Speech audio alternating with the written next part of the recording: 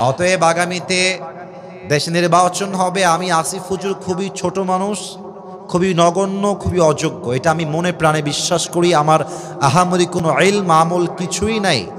তবে আজকে as a খতিব নয়, অ্যাজ এ ইসলামিক লেকচারার নয়, as a citizen of Bangladesh, বাংলাদেশের একজন নাগরিক হিসেবে দুইটা কথা বলতে চাই। নাম্বার ওয়ান, যদি ঠিক হয় আমার কথা, সিংহের মতো গর্জন দিয়ে আমাকে অ্যাপ্রিসিয়েট করবেন। নাম্বার ওয়ান দাবি, আমাদের সকলের দিলের দাবি, কলিজার দাবি, আগামীর বাংলাদেশে প্রধানমন্ত্রী হিসেবে আমরা কোনো নারীকে চুল পরিমাণ ক্ষমতায় বরদাস্ত করতে পারবো না।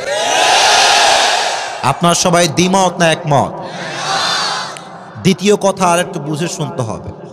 শুধুই যে আমরা নারী চাই না পুরুষ চাই, it's exactly not like that. ব্যাপারটা আসলে পরিপূর্ণ এরকম নয়, বুঝতে হবে আপনাকে। আমরা এমন একজন পুরুষকে রাষ্ট্রনায়ক হিসেবে দেখতে চাই,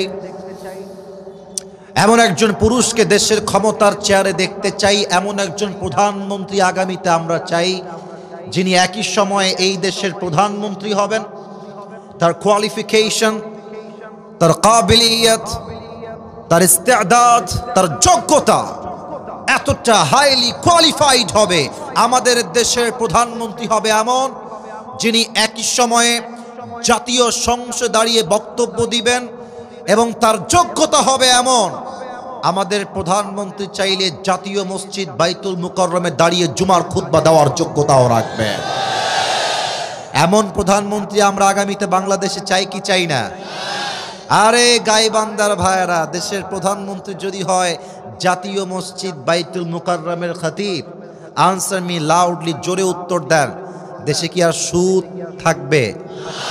ঘুষ থাকবে? ধর্ষণ থাকবে? পুরো দেশটাই সোনার বাংলাদেশ হয়ে যাবে।